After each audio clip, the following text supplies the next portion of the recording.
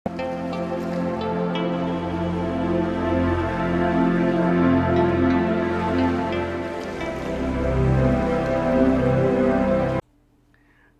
दोस्तों।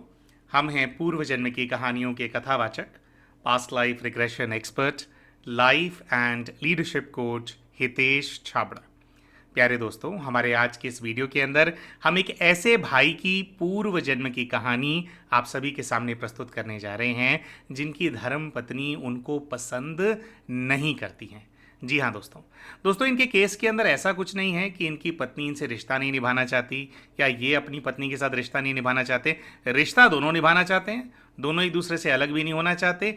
लेकिन इनकी पत्नी इनको समय समय पर यह कहती रहती है कि उनको किसी बहुत ही स्टाइलिश, स्मार्ट और स्टड पर्सनालिटी वाले व्यक्ति के साथ शादी करनी थी। उसकी शादी अगर किसी गरीब परिवार के अंदर भी हो जाती तो उसको परवाह नहीं थी, लेकिन जो लड़का है वो हैंडसम होना चाहिए था, स्मार्ट होना चाहिए था। और हमारे ये जो भाई हैं, इनकी जो पर्सनालिटी है वो थोड़े जैसे सरल स्वभाव के व्यक्ति होते हैं ना, बहुत ज़्यादा फैशन के अंदर नहीं है दिमाग। पढ़ने लिखने के अंदर जो भाई हैं थोड़ा इनका दिमाग ज़्यादा था। तो भाई जो हैं पंजाब गवर्नमेंट के अंदर, पंजाब गवर्नमेंट के किसी बहुत बड़े सरकारी महकमे के अंदर बड़े पद पे नियुक्त हैं, बड़े ऑफिसर हैं। भाई जो है वो कहते हैं कि भैया मेरा ना इन सब चीज़ों के अंदर दिमाग नहीं था। मेरे को तो ये था कि भाई पढ़ लिख करके इंसान को कुछ अच्छा बनना चाहिए, माता पिता की सेवा करनी चाहिए, आगे जो है ताकि आगे हम चैन से अपनी ज़िंदगी गुजार सके। तो कहता है कि मेरे को ना जिम्मेवारियों की, मेरे को जो है बहुत ज़्यादा एक एक मेरा थोड़ा नेचर है कि जिम्मेवार जैसे एक इंसान होता है ना, तो उसकी वाली मेरी हमेशा से मेरा वो रहा है। ये फैशन और स्टाइल और इन सब चीज़ों की तरफ ना मेरा ज़्यादा कभी ध्यान नहीं गया। इन्होंने कहा कि मैं भी ऐसा ही हूँ। इनके एक बड़े भाई हैं, वो भी विवाहित है, वो भी पंजाब गवर्नमेंट के अंदर जो हैं किसी बड़े पद पे वो नियुक्त हैं। इनके जो बड़े भाई हैं उनका कुछ ऐसा है कि वो पंजाब की स्टेट गवर्नमेंट के अंदर एम्प्लॉई हैं, और इनका कुछ ऐसा है कि है तो ये पंजाब के अंदर ही नियुक्त हैं ये, जहाँ पे इनका परिवार है, लेकिन इनका जो जॉब है वो सेंट्रल गवर्नमेंट के अंदर आता है। फिर इनके जो पिताजी हैं वो भी रिटायर्ड प्रोफेसर रहे हैं। तो ये कहता है कि भैया हमारे घर के अंदर तो ना बस ये पढ़ने लिखने का ही माहौल था, मैंने तो ये सब कभी कुछ किया ही नहीं है। ये लफंडरबाजी करना, घूमना फिरना और दोस्तों के साथ, है ना, ये सब कह रहे हैं भैया मेरे को ये सब नहीं आता है, मैं सिंपल सरल सा इंसान हूँ। हाँ, मेरा विवाह हुआ है, मेरी पत्नी बोलती है कि भाई यहाँ घुमाने ले चलो, वहाँ घुमाने ले चलो, तो मैं छुट्टी लेकर के जो है इनको घुमाने ले जाता हूँ। कहते हैं भैया अभी पिछले महीने ही केरल होकर के आए हैं, केरल की ट्रिप से हम लोग वापस आए हैं। लेकिन अभी मेरी पत्नी की डिमांड ये आ रही है कि वो कह रही है कि भाई जो है ना, मुझे अब शादी तुमने की है तो अब तू पूरा झेलेगा मेरे को।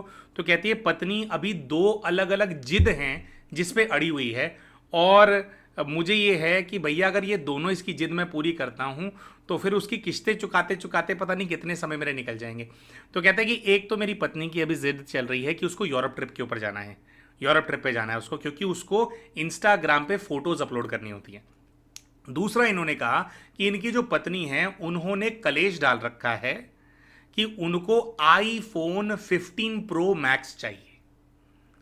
तो हमने इनसे कहा कि आईफोन 15 प्रो मैक्स क्यों चाहिए, तो ये कहते हैं क्योंकि उनके पास जो है ना आईफोन 13 है। तो वो ये कह रही है मेरी पत्नी कि जो आईफोन 13 है ना, अब तो वो जो स्ट्रीट वेंडर्स होते हैं ना, सब्जी वाले होते हैं जो गली में रेडी लेकर के आते हैं, कह रही है आईफोन 13 तो अब उनके पास होता है, तो मैं तो ये वाला फ़ोन लेकर घूमूंगी, मेरे को नहीं चाहिए, मेरे को चाहिए आईफोन 15 प्रो मैक्स। तो भाई ने बताया कि भैया ऐसा है, आईफोन 15 प्रो मैक्स जो है ना उसकी कीमत है 1.5 लाख रुपए। ये कहते हैं कि ना 1.5 लाख के जो फ़ोन है ना, हमारे परिवार के अंदर जो बाकी के 4 सदस्य हैं ना, यानी मैं, मेरी मम्मी, मेरे पापा, मेरा भाई, मेरी भाभी, हम 5 लोग, कह रही हम सबके मिला करके भी जो वैल्यू है ना फ़ोन्स की, वो भी 1.5 लाख नहीं है। तो ये कहती है मुझे आईफोन 15 प्रो मैक्स दिलाओ, और कह रही इसने पूरा ज़िंदगी के अंदर चरस बो रखा है, एकदम जहर घोल रखा है और परेशान कर रखा है, दिन रात इसी चीज़ को लेकर के झगड़ती रहती है कि मुझे दिलाओ, मुझे दिलाओ, मुझे दिलाओ। और कहते हैं कि भैया मेरे को ना समझ में नहीं आ रहा है कि एक्चुअली में उसकी ज़रूरत क्या है। तो ये कहते हैं कि मेरी पत्नी ये कहती है कि ज़रूरत ये है कि उसके अंदर पीछे 2 की जगह ना 3 कैमरा हैं, तो मुझे 3 कैमरे वाला चाहिए, 2 वाला नहीं चाहिए। तो ओवरऑल दोस्तों, जो अपने वाइफ की ये पर्सनालिटी बता रहे थे, उससे थोड़ा इसी प्रकार की वाइब आ रही थी कि थोड़ा अभी वो बच्ची है, जैसे बच्चे होते हैं ना, बच्चों को ये भी चाहिए वो भी चाहिए, जैसे जिद्दी बच्चे होते हैं, थोड़ी वैसी पर्सनालिटी है। तो इन्होंने ऐसा बताया कि ऐसा इसलिए है कि इनकी जो पत्नी है उनकी आयु इनसे काफ़ी कम है। पत्नी इनकी 23-24 साल की हैं और ये जो हैं 29-30 वर्ष की आयु के जो वो है, तो कह रहे एक वो भी है, तो कह रहे मैं समझता हूँ भी उतनी मैच्योर नहीं हुई है, लेकिन भाई अब हमारा विवाह हो गया है ना, और अगर मैच्योर नहीं थी तो इसके माता पिता को शादी नहीं करानी चाहिए थी, करा दी। कहती कि ना, तो कह रहे कि ना ये बच्चों वाली हरकतें होती रहती हैं, मेरी मम्मी से झगड़ती रहेगी, है ना, कभी भाभी से झगड़ लेगी। कह रहा भाभी से अभी इसकी रिसेंटली कुछ दोस्ती हो गई है आपस में, बट ये कहता है कि जो मेरी भैया और भाभी हैं, तो कहते हैं वो दोनों ही समझदार हैं, तो मेरी मम्मी की मेरी भाभी से बहुत बनती है, इसकी मेरी मम्मी से बनती नहीं है, तो कभी भी कुछ भी बहाना बना करके अपने मम्मी घर चली जाएगी, 2-2 महीना वहीं पे रहेगी। फिर कहते हैं कि भी मैंने यहाँ लाऊंगा जैसे तैसे क्या करके, कह रहे कि फिर यहाँ लाऊंगा तो फिर आएगी तो हफ्ते भर में ट्रिप पे लेकर के जाओ। तो कह रहे कि ना मेरे इनके विवाह को साल 1.5 साल हो गया है, और कह रहे यही सब कुछ मैं करा रहा हूँ। अभी ये कहते हैं कि जो मेरी पत्नी है वो लगभग 6 मंथ्स प्रेग्नेंट है, 6-7 मंथ्स प्रेग्नेंट है। कह रहे हैं बताओ ये माँ बनने वाली है, लेकिन इसकी हरकतें खुद बच्चों वाली हैं, तो मैं क्या करूं। तो ऐसा सच कोई दुख या गम नहीं है इनके जीवन के अंदर, बस इनकी जो पत्नी है उनकी जो बचकानी हरकतें हैं उसकी वजह से ना बहुत ज़्यादा एक ना प्रेशर सा इनके ऊपर आया हुआ है। और वो प्रेशर के चलते हुए जो है ये भाई देखना चाहते थे कि इनकी पत्नी से इनके पूर्व जीवन का क्या हिसाब किताब है, क्यों जो है इनकी पत्नी है वो ये पत्नी बन करके आई हैं, और ये दो मुख्य चीज़ें यूँ क्यों करती है। एक तो पहले जो इन्होंने अपना एस्पेक्ट बताया, कह रहे मेरी पत्नी वैसे तो ये कहती है कि मुझे स्टड लड़का चाहिए था और मैं गरीब घर में भी चली जाती, मेरे को कोई परवाह नहीं थी, मेरे को ये तुम्हारी अफसरी ये सब की मेरे को ज़रूरत नहीं है, मेरा तो कोई छोटा मोटा दिहाड़ी करने वाला भी होता ना मेरा हस्बैंड, लेकिन स्मार्ट होता तो मैं बहुत खुश रहती। और दूसरी तरफ ये इसकी डिमांडें ऐसी हैं कि मुझे यूरोप ट्रिप पे जाना है, सीधा यूरोप के ट्रिप पे जाना है, ठीक है, जाना है, और मुझे आईफोन 15 प्रो मैक्स चाहिए। कह रहे डिमांड ऐसी है, कह रहे भैया मेरे को तो दोनों तरफ से फंसा रखा है, मुझे एक बात बताओ कि अगर इसका पति स्मार्ट होता तो उसकी स्मार्टनेस के बल पे यूरोप चली जाती है, हैं, उसकी स्मार्टनेस के बल पे तो आदमी मनाली नहीं जा पाता है।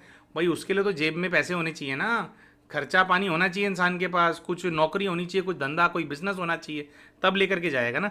तो कहते हैं कि वैसे बोलती है कि गरीब चल जाता मेरा पति, लेकिन अभी यहाँ पे आई है तो इसके इतने इतने शौक है। तो ये जो मेन मुख्य जो बात है वो आईफोन 15 प्रो मैक्स की है। ये कहते हैं फोन को लेकर के इतना ज्यादा प्रेशर क्यों डाल रही है, जबकि आईफोन है उसके पास। तो ये भाई जो हैं इन्होंने ऐसा सोचा कि भैया 1.5 लाख का फोन दिलाने से पहले मैं पास्ट लाइफ में जा करके देखता हूं कि इससे मेरा हिसाब किताब क्या है। तो इनको लगा कि 4-5 हज़ार रुपये खर्चा करना बेटर है एज कम्पेयर टू सीधा 1.5 लाख का फ़ोन दिला देना। तो भैया ने ये कहा, थोड़ा फनी, एक थोड़ा ये जनरली जो हमारे पास केसेस आते हैं दोस्तों वो बिग टाइम रिलेशनशिप टर्मोइल्स और इस तरह के केसेस आते हैं, लेकिन इनका थोड़ा सा केस मैंने भाई को बोला कि भाई देखो आपके लेवल पे प्रेशर आपका जेन्युइन है, बट थोड़ा फनी सा केस लग रहा है मेरे को ये। तो उन्होंने कहा भैया फनी लगे जो भी लगे, 1.5 लाख फूकने से पहले मैं पहले खर्चा करके देखना चाहता हूँ, मैं जानना चाहता हूँ कि इनसे मेरे पूर्व जीवन का क्या हिसाब किताब है, क्या मेरा ऐसा कोई हिसाब किताब है इनसे जिसकी वजह से मुझे इनको ये फ़ोन दिलाना मेरे लिए मैंडेटरी है, क्या ये कोई ऐसा मुझसे कुछ रिकवरी करने के लिए आई है, तो मैं जानना चाहता हूँ।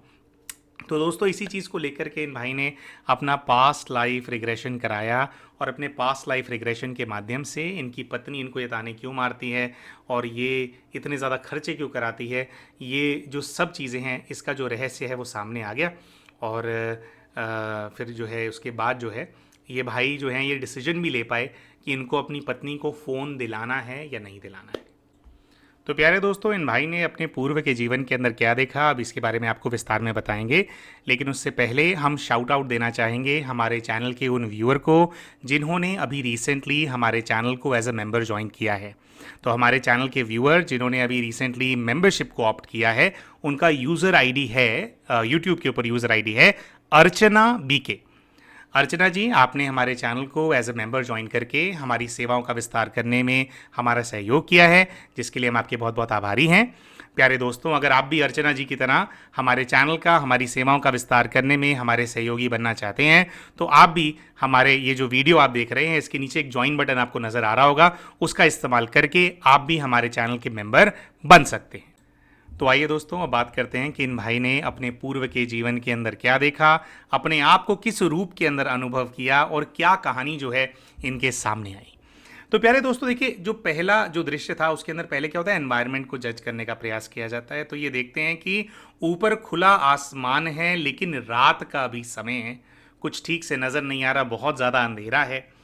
नीचे की तरफ देखते हैं तो कच्ची और गीली मिट्टी वाली ज़मीन जो है इनको महसूस होने लगती है, और इनको ऐसी अनुभूति होती है, ऐसा आभास होता है कि जैसे ये किसी जंगल के अंदर हैं, और जो जंगल है वो पहाड़ नुमा जंगल है। ये कोई पहाड़ है, और पहाड़ का जो जंगल है उसके अंदर ये अभी घूम रहे हैं।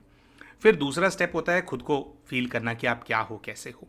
दोस्तों यहां पर जब इन्होंने देखा तो इन्होंने कहा कि मुझे ऐसी फीलिंग आ रही है कि जैसे इनके हाथ थे ना, तो हाथों के अंदर ये कहते हैं मुझे ऐसी फीलिंग आ रही है कि जैसे किसी जानवर के हाथ हैं, मुझे नाखून बड़े हुए महसूस हो रहे हैं, कुछ ऐसा मेरे को थोड़ा, मतलब प्रॉपर ह्यूमनॉइड हाथ फील नहीं हो रहे थे, ह्यूमन वाले हैं भी और नहीं भी हैं। तो कह रहे जानवरों वाली फीलिंग आ रही है, पैर के अंदर बड़े बड़े नाखून मुझे फील हो रहे हैं, और मैं इधर उधर जो है पहाड़ों की तरफ देख रहा हूं। हम इनसे पूछते हैं कि 4 पैर पे चलने वाले जानवर हो क्या? तो ये कहते हैं कि नहीं, मैं खड़ा तो 2 पैरों के ऊपर हूं, लेकिन ऐसी फीलिंग आ रही है कि जैसे ना मुझे कुछ समझ में नहीं आ रहा, मतलब जैसे एक बुद्धि होती है ना, एक मनुष्यों की बुद्धि होती है, वैसी बुद्धि मेरे को महसूस नहीं हो रही है, लेकिन खड़ा तो मैं इंसानों की तरह हूं, और मैं कुछ खाने के लिए ढूंढ रहा हूं, मुझे भूख लग रही है। तो हमने इनसे पूछा कि भाई फिर कुछ खाने के लिए मिला? कहते कि नहीं, मुझे ना बहुत ज़्यादा समझ नहीं है, बस मैं ऐसे खड़ा हूँ और इधर इधर ऐसे देख रहा हूँ। दोस्तों यहाँ तक जो ये बात कर रहे थे ना, उसके अंदर कुछ ऐसी सी फीलिंग आ रही थी कि जैसे कोई बंदर खड़ा हो, ना बंदर होते हैं ना, मंकीज़, वो क्या होते हैं, इंसानों की तरह खड़े होते हैं, थोड़ा उनका ह्यूमनॉइड, उनकी बॉडी की शेप होती है। लेकिन प्यारे दोस्तों, अच्छा, और जब ये बंदर बोल रहे थे तो सही मायने में हमारे दिमाग के अंदर तो ना वृंदावन के बंदरों की स्टोरी चलने लग गई। वो वृंदावन जाते हैं ना, वहाँ पे क्या बंदर बड़े शरारती होते हैं, तो लोगों के फ़ोन छीन लेते हैं, वो फ़ोन छीन लेते हैं और कहते हैं कि फ्रूटी हमारे को पिलाओ तो तुम्हारा फ़ोन तुम्हारे को वापस दें, फ्रूटी हमारे को पिलाओ तो तुम्हारा चश्मा तुम्हारे को वापस दें। तो एक जैसे अभी कहानी आगे नहीं बढ़ी थी, लेकिन अपने ही दिमाग में जैसे कहानी सी चल पड़ती है ना कि कहीं ये कोई वृंदावन के बंदर तो नहीं रहे हैं जिन्होंने अपनी पत्नी का पिछले जन्म में फ़ोन तोड़ दिया हो, तो वो इसलिए आईफोन प्रो 15 मैक्स मांग रही है कि अब बढ़िया वाला तुझसे वापस लूंगी, बड़ा तूने परेशान किया था।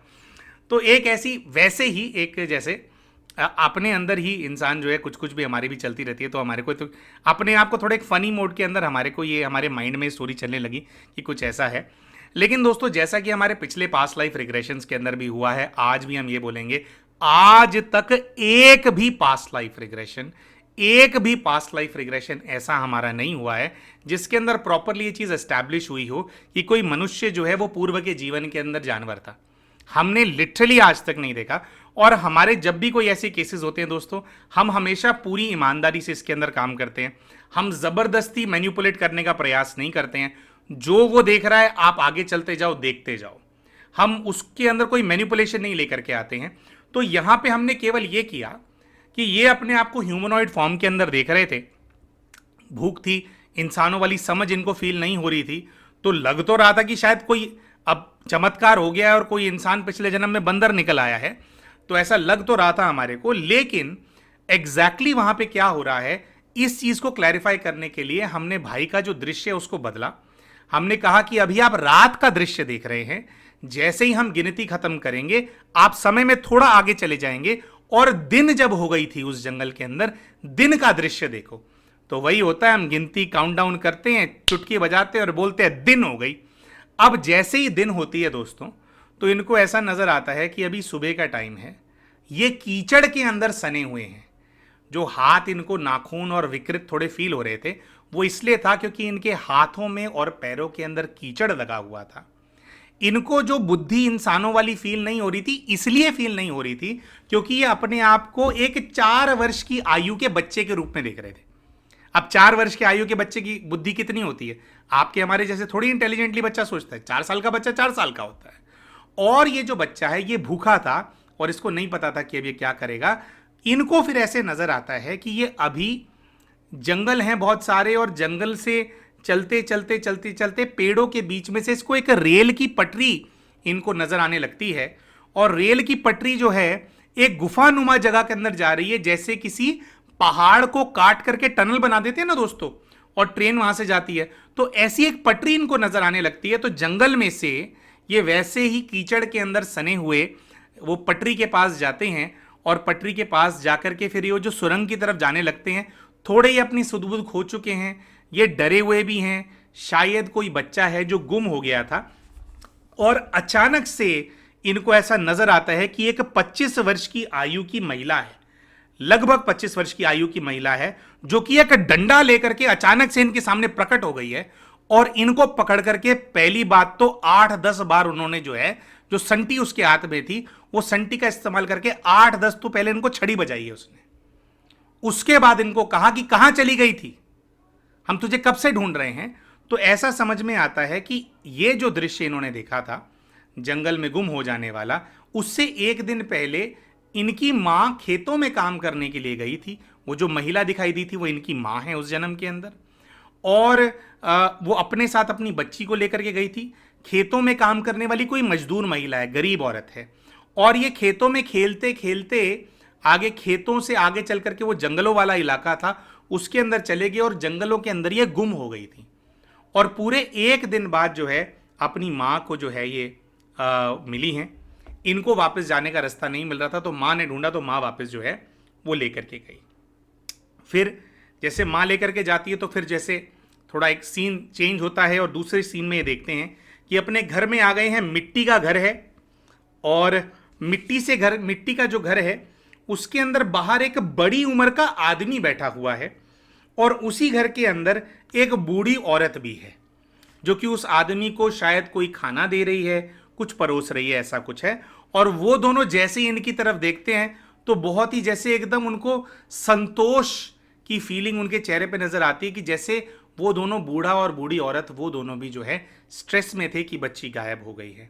अब यहाँ पे जो पूरा दृश्य है उससे इनको क्लियर होता है कि ये जो बूढ़ा औरत और बूढ़ा आदमी जो है, ये इनके दादा दादी हैं उस जीवन के अंदर। अपने आप को ये बताते हैं कि जो पहनावा मेरी माता का है और वो है, तो हम मराठी फील हो रहे हैं, हम महाराष्ट्र में हम लोग कहीं हैं, मराठी हैं हम लोग, ऐसी इनको फीलिंग आती है। इनको ये भी फीलिंग आती है कि जो घर में इनको पिताजी नजर नहीं आते, तो जैसे कुछ प्रश्न उत्तर होते हैं वो करते हैं, तो इनको फीलिंग आती है कि इनके पिताजी की मृत्यु हो चुकी है। जमीन जायदाद कुछ बहुत ज़्यादा इन लोगों के पास थी नहीं, जिसकी वजह से बहुत ज़्यादा गरीबी है। माँ खेतों के अंदर मजदूरी करके जो है इनका भरण पोषण कर रही है और दादा दादी बहुत बूढ़े हो गए हैं, तो इनकी माँ ही जो पूरा है सब लोगों का भरण पोषण करती है। इनके कोई भी भाई बहन नहीं है और ऐसा ही है। फिर जो है इनको फिर इस प्रकार से वो आता है कि भाई हर चीज़ के अंदर, लाइफ के अंदर मुश्किल है, फाइनेंशियल क्रंच बहुत ज़्यादा है, ऐसा नजर आता है। फिर जैसे हम इनसे पूछते हैं कि भाई थोड़ा आगे जाओ, फिर देखो क्या हुआ, तो फिर दोबारा से दोस्तों सीन बदलता है और अब ये अपने आप को, वो 4 साल का जो पहले बच्चा सा नजर आ रहा था, अब ये अपने आप को 17 वर्ष की आयु की एक कन्या के रूप में देखते हैं। बचपन में निक्कर शर्ट टाइप कुछ ऐसा पहना हुआ था, पता नहीं लग रहा था कि मैं लड़का हूं या लड़की हूं। लेकिन जब 17 वर्ष की आयु का ये खुद को देखते हैं तो वे अपने आप को कन्या के रूप में देखते हैं और इनको नजर आता है कि जो इनके दादाजी हैं, इनके दादा दादी एक अमीर घर के अंदर इनकी जो है शादी करा रहे हैं। तो हम इनसे पूछते हैं कि भाई आप लोग कोई बहुत बड़े किसी पूर्वज किसी खानदान से थे, क्या बहुत उच्च कुल के हो, कि आप तो बहुत भुखमरी वाला हालात था, अमीर घर में शादी हो रही है और जिस घर में शादी हो रही है वो हवेलियों वाला घर है। तो हमने पूछा कि भाई कैसे हुआ ये, तो ये बताते हैं कि भाई जिस घर में शादी है उसमें जो लड़का है, वो लड़का ना दोनों पैरों से अपाहिज है, वो चल नहीं सकता, व्हील चेयर टाइप पे है वो लड़का, और मेरी उससे शादी करा रहे हैं। तो क्या है कि वो अमीर बहुत ज़्यादा हैं लेकिन उनका लड़का अपाहिज है, तो लड़के की शादी नहीं हो सकती। मैं गरीब घर की हूँ, तो मेरे घर वालों को ये है कि भैया धन धान्य से जो हमारी जो कन्या है, वो जो हमेशा जो दुखी रही है, अमीर घर में जाएगी तो हमारी कन्या को वो दुख नहीं झेलने पड़ेंगे, पति अपाहिज ही क्यों ना सही। तो कह रही है कॉम्प्रोमाइज़ सा हो रहा है, और ये कह रही हैं कि मुझे कॉम्प्रोमाइज़ बिल्कुल भी पसंद नहीं है। मैं जब शादी के फेरे भी ले रही हूँ या जो हमारी जो रस्में जो भी हो रही हैं उसके अंदर, कह रही कि मैं अपने पति की शक्ल की तरफ देख ही नहीं रही हूँ, बस मैं उसके जो दोनों जो पैर हैं जिनसे वो चल नहीं सकता, मैं तो बस उन दोनों, वो एकदम पतले पतले छोटे, पोलियो से ग्रसित है या ऐसा कुछ है, तो कहते हैं मैं तो उसी की तरफ देख रही हूँ और मुझे बहुत सदमा है इस चीज़ का, मुझे बहुत धक्का लग गया है। और कुछ ऐसा बताती हैं कि जो हमारा पहला ही दिन होता है एक दूसरे के साथ, और कह रहे हैं कि मैं उसी दिन से ही जो है वो जो लड़का है उसको मैंने बात सुनानी शुरू कर दी है कि मेरे कर्म फूट गए, मेरे भाग फूट गए, जो अपाहिज आदमी से मेरी शादी मेरे दादा दादी ने करवा दी है। तो कहती है पहले दिन से ही थोड़ा मैंने जो है वो है मेरी पैसों के लिए शादी करा दी गई है, लेकिन ये कहते हैं कि मेरे को ये फीलिंग है कि मुझे ये पैसे नहीं चाहिए थे, मुझे तो एक प्रॉपर लड़का चाहिए था।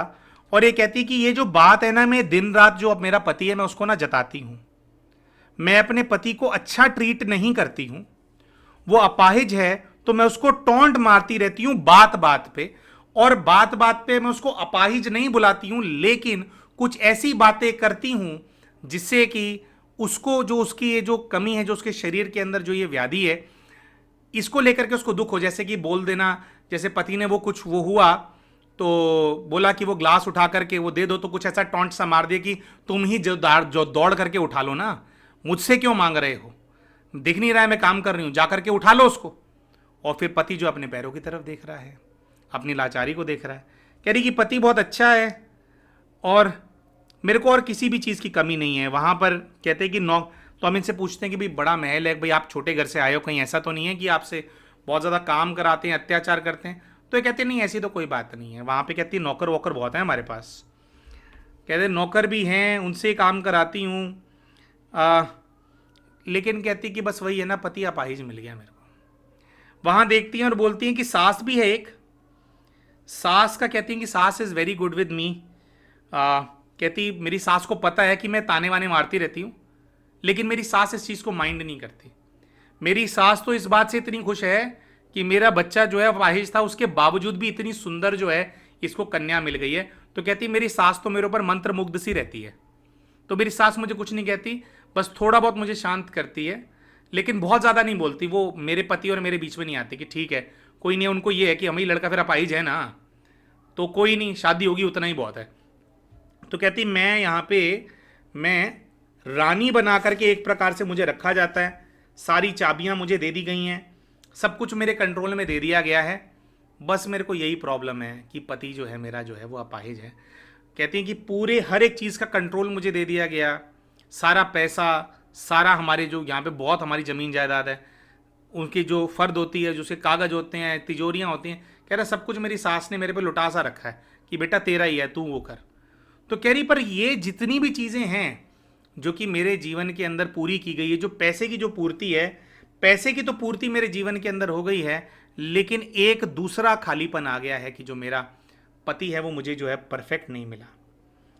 फिर आगे हम इनसे पूछते हैं कि जीवन कैसा रहा, तो कहते हैं जीवन अच्छा रहा, 3 बच्चे हुए इनके, सारे लड़के हैं, पूरा जीवन सब ठीक रहा। और बस ये है कि फिर इनको इनके मृत्यु के दृश्य में भेजते हैं, मृत्यु के दृश्य में देखते हैं कि मैं पूरी बूढ़ी अम्मा होकर के मर रही हूँ, अभी भी ज़मीन जायदाद हमारी कायम है, मेरे लड़के हैं, सबकी शादियाँ हो गई है। हम इनसे पूछते हैं कि जीवन में कोई रिग्रेट है आपको। दोस्तों यहाँ पर हम ये एक्सपेक्ट कर रहे थे कि हम इनसे रिग्रेट बोलेंगे तो शायद इनके मन में भाव आएगा कि भाई मैंने अपने पति को इतनी बातें सुनाई तो मुझे ये नहीं करना चाहिए था, लेकिन इन्होंने कहा कि हाँ रिग्रेट तो है मेरे मन में, मुझे आज भी ये लगता है कि जो कुछ भी है पति ना मेरा अपाहिज था। तो थोड़ा सा हम यहाँ पे हमें लगता है कि भाई अब मिला, या तो भाई शादी करो ही मत, कर रहे हो तो स्वीकार करो। तो एक ये वाली जो चीज़ है वहाँ पे नज़र आती है, लेकिन फिर मतलब थोड़ा अब इसमें हम क्या करें कि जज क्या करें उनको, भाई जैसी अपनी भावना है तो उनको यही रिग्रेट होता है कि सब कुछ मिला मेरे को लेकिन पति अपाहिज मिला। तो ये एक स्ट्रॉन्ग सूट था इनका, इनके स्ट्रॉन्ग सूट के चलते, इनके दुख के चलते इन्होंने जो इनके पति थे उनको बहुत दुख दिया। कहती हैं कि मैं तो जिंदगी भर ताने मारती रही उसको, जब तक मरा नहीं वो तब तक ताने पड़े उसको कि वो अपाहिज था। ठीक है जी। तो अब क्या होता है दोस्तों, यहाँ पर फिर इनकी मृत्यु का सीन हो जाता है, और मृत्यु का सीन हो जाने के बाद जो है इनके जो गाइड हैं, इनके गाइड के पास इनको भेजा जाता है, और फिर गाइड से जो है इनके पास गाइडेंस आती है। तो गाइड से पहले तो पूछते हैं कि भाई ये है, अच्छा सॉरी रियली सॉरी, अभी कैरेक्टर्स हमने डिस्क्लोज नहीं किए यहाँ पे, राइट।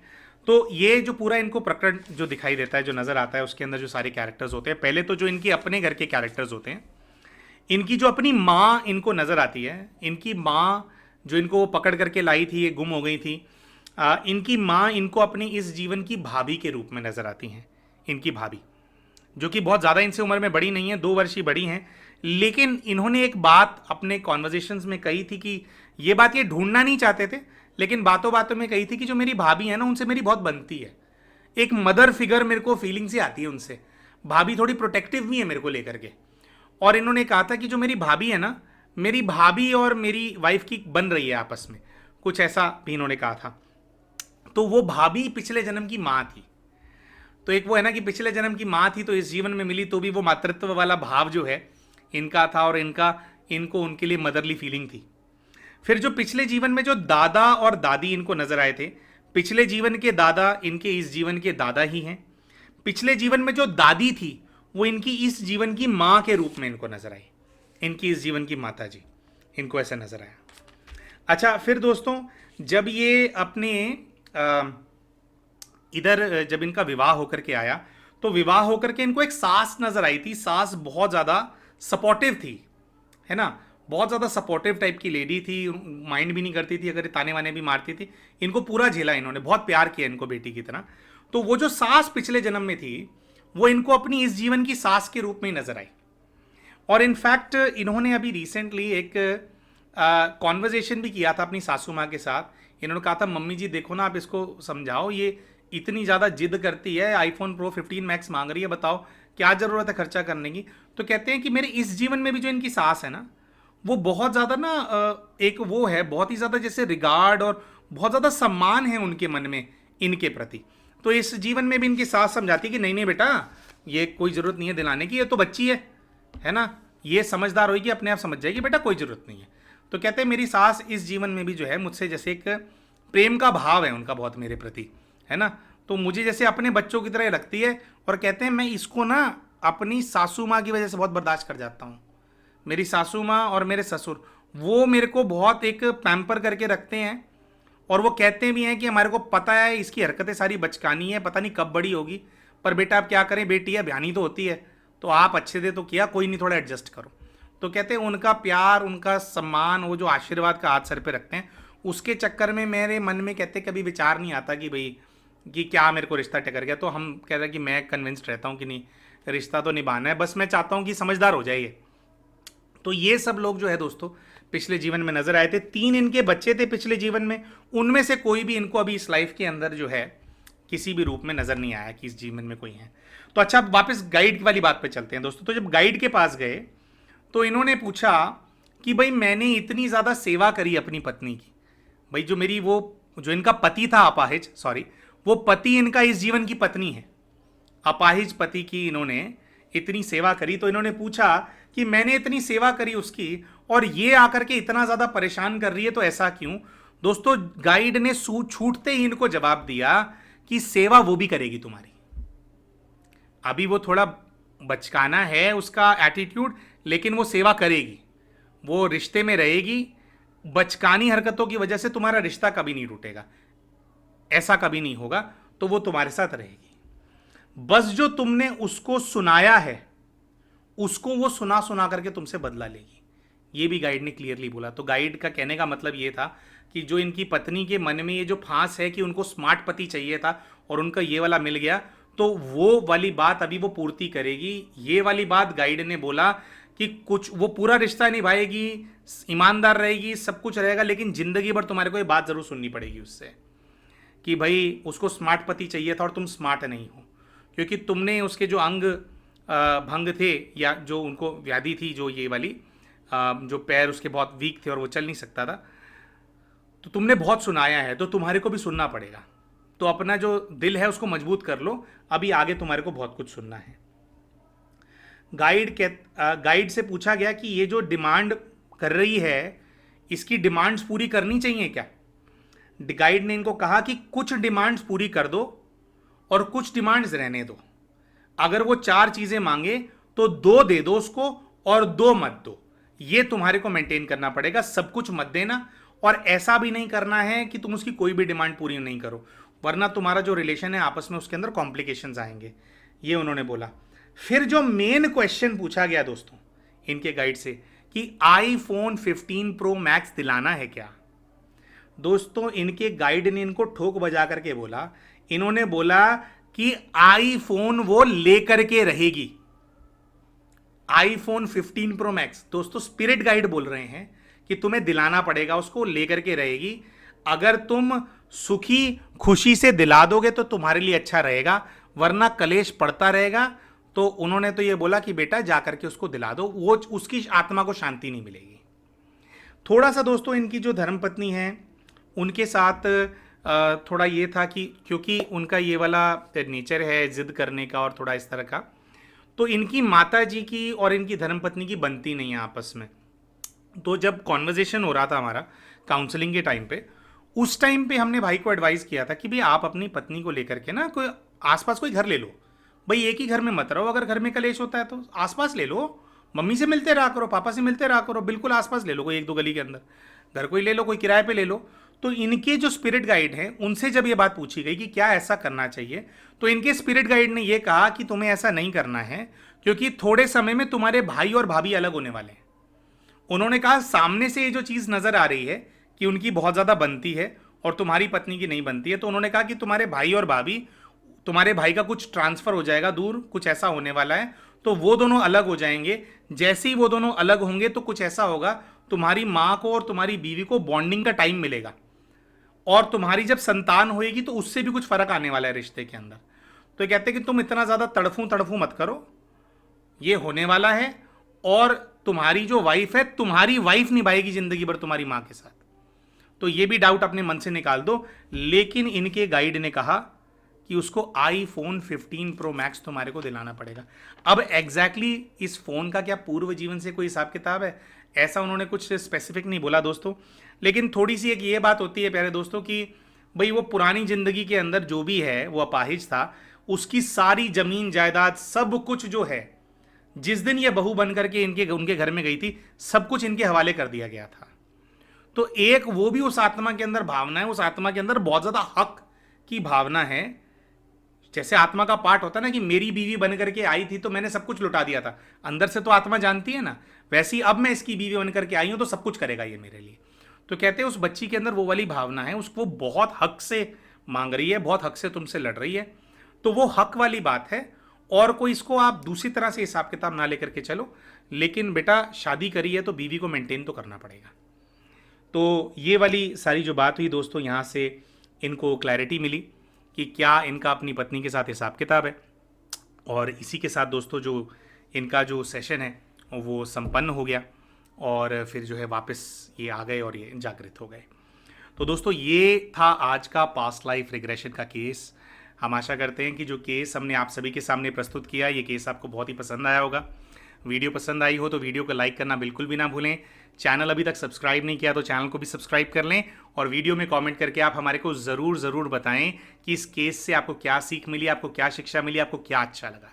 इसी के साथ साथ दोस्तों एक छोटा सा अनाउंसमेंट करना भूल गए थे। हमारी इस वीडियो के डिस्क्रिप्शन के अंदर आपको हमारे व्हाट्सएप चैनल का लिंक मिल जाएगा।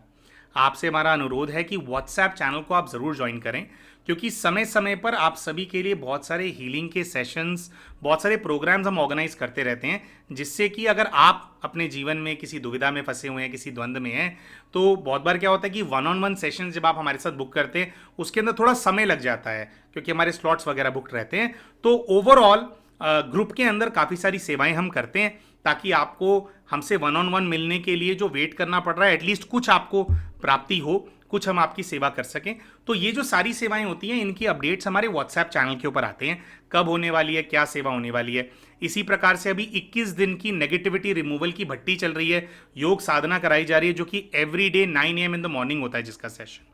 तो ये सारे जो उसकी भी जो ज्वाइनिंग इन्फॉर्मेशन है, जो अपडेट है, वो व्हाट्सएप चैनल के ऊपर ही आता है। तो आपसे हमारा अनुरोध है कि इस वीडियो के पिंड कमेंट का इस्तेमाल करके, या फिर जो वीडियो के अंदर जो हमारा डिस्क्रिप्शन है वहाँ से आप जो है हमारे व्हाट्सएप चैनल का लिंक ज़रूर उठा लें, और हमारा जो व्हाट्सएप चैनल है उसको आप ज़रूर ज्वाइन कर लें, ताकि आप हमारी जो सेवाएं हैं आप इनको मिस ना करें।